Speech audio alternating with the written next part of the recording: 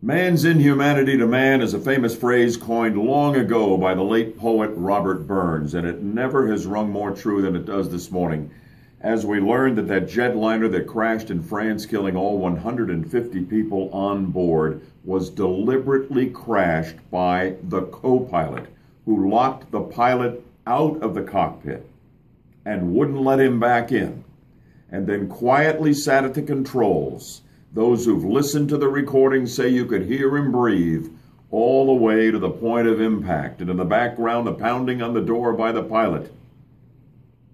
And behind the pilot, the screaming passengers, helpless to save themselves.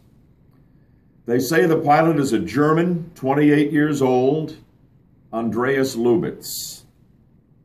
The initial reports are he's not on any terrorist wanted list. The investigation into his motive continues, but the motive remains unknown. It's one of the most gut-wrenching stories I've ever been a part of reporting. And it threaded its way through this edition of Bud Hedinger Live this morning. And kudos to everybody on the team, from Deb to Yaffe to our intern Michael, who made the show go smoothly, and to those who listened and to those who called as well. We talked about a lot of other things, but I don't think any of us can get out of our minds the extraordinary agony that those people endured on that plane at the hands of that pilot who decided he was going to kill himself, and it was okay to take 150 innocent souls with him. Sometimes man's inhumanity to man knows no bounds.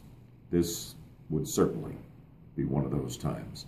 Stay with us for updates on the situation in the aftermath of the crash, because there is much more we need to know, and we will continue to bring all of that to you on Bud Hedinger Live from 6 to 9 every weekday morning. We'll catch you for the Friday edition, and we will look for you then here on News Radio 102.5 WFLA FM and still on AM 540.